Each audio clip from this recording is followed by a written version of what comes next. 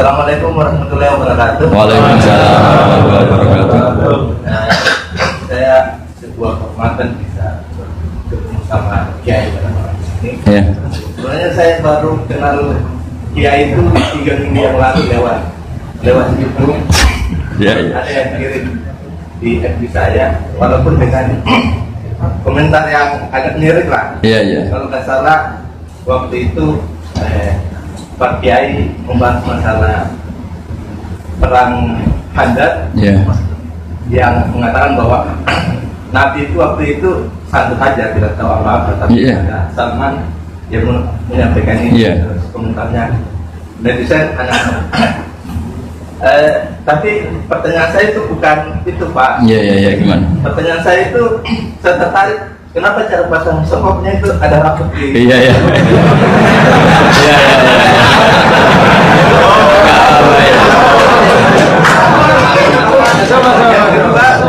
Yang kedua, ini sebenarnya hal umum.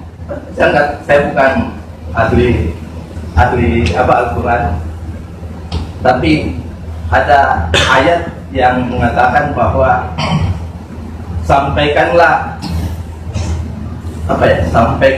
Dari aku meskipun satu ayat itu enggak. walaupun itu cuma satu ayat. Dari aku balihu anni walau ayat. Nah, yang itu menurut saya menjadi dengan dunia medsos saat ini, Ya.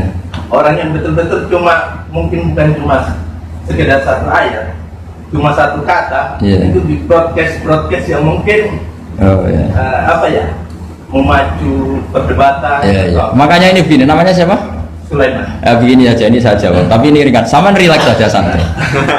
Jadi memang tradisi ulama sama masyarakat itu beda. Jadi kalau Nabi dikatakan tidak tahu dalam konteks tertentu itu malah madh. Madh itu memuji. Karena tadi syaratnya Nabi harus ummi. Ummi itu kan keibu-ibuan. Jadi kalau Nabi tahu itu nanti seakan-akan dia itu dikawal oleh ilmunya. Padahal Nabi itu dikawal oleh nubuwah. Ini bedanya Nabi sama Anda. Jadi Nabi di Quran itu biasa ada kata makun tatadri mal kitabu walal iman. Terjemahnya kan kamu tidak tahu. Kanjeng Nabi biasa didhawuhi Allah makun tatadri mal kitabu walal iman. Kamu itu tidak tahu apa itu kitab. Tapi itu sifat madh. Sifat apa? Madh. Madh itu memuji. Kenapa itu jadi pujian? Karena Nabi kalau sudah tahu urusan sesuatu nanti jadi ilmu tandingan menandingi wahyu. Lah mungkin netizen nyuwun sewu bukannya ngeritik, bukannya apa, mungkin nggak paham tradisi ulama itu. Jadi kalau ulama bilang Nabi itu tidak tahu, itu bukan sifat dzam tapi sifat madh, memuji. Di Quran banyak kalimat makun tatadri mal kitabu walal iman. Makanya Nabi ketika disuruh baca Iqra ya Muhammad, jawabannya gimana? Saya tidak bisa baca. Tapi bukan sifat buruk, justru bagus. Kalau Nabi bisa baca, ilmunya nanti dikira beliau belajar dari buku-buku, dan itu dia jadi Nabi. Wah, itu memang bacanya banyak. Clear ya ini ya, supaya nggak salah paham. Jadi dikatakan tidak tahu kalau Nabi itu bagus, madh. Nggak bisa baca juga madh, sifat pujian. Kalau kamu udah bisa baca, buruk sekali. Itu jelas. Ya kan, tahu semua kan, ketika Nabi disuruh baca bilang apa? Saya tidak bisa baca, tapi itu bagus. Karena semuanya biar karena wah.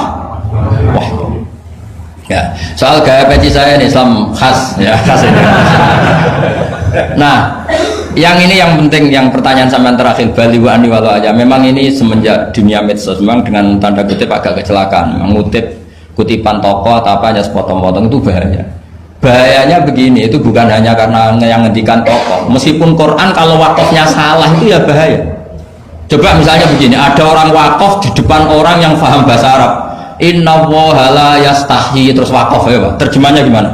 Allah tidak punya rasa malu.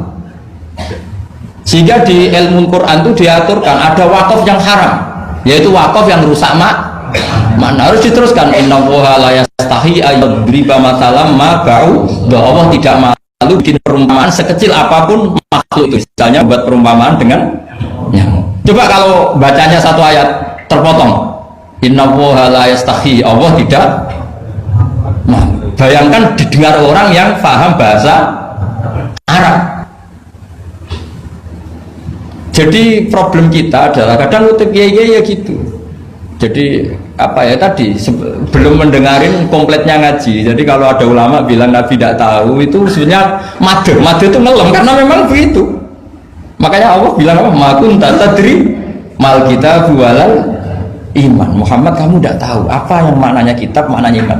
Tapi nggak tahu ini untuk Nabi kelebihan karena kalau Nabi tahu dulu berarti ilmunya sebagian diserap dari Taurat dan Injil dari yang macam-macam.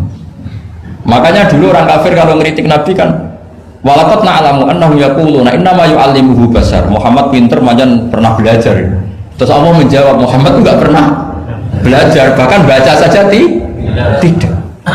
Jadi kalau Nabi dikatakan enggak bisa baca, enggak tahu itu madh. Saya ulang lagi untuk Nabi itu madh. Sehingga semua yang dilakukan Nabi in huwa illa wahyu yuha, semua hanya berdasar wahyu. Ini bedanya Nabi dengan selain Nabi.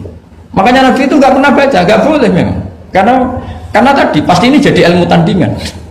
Itu bahaya kalau untuk Nabi supaya semuanya orisinal dari Allah. Nabi itu sama Allah dikosongkan, semuanya kosong. Terus semuanya dari ilmu yang diwahyukan oleh Allah Subhanahu wa Ta'ala jelasnya.